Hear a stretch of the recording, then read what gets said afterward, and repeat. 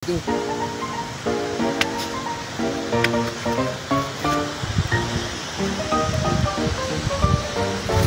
kabukid,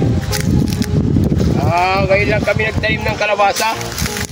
Lagi talagang tiyatam namin talong at saka ampalaya. At salamat nga pala sa nagturo sa akin. Yung palang para hindi malanta ang bunga, ay magmula nung lagyan ko na, yun na po ang mga bunga. Madami na pong mga bunga.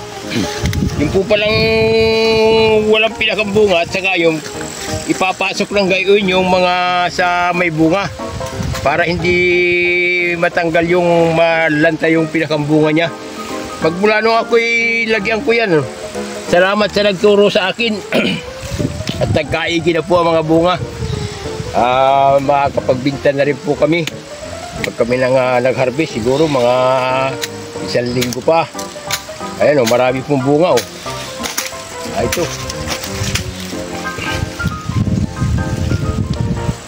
Ayos.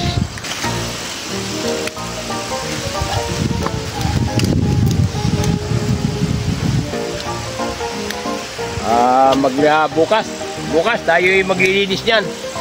At para hindi na abutin ng damo.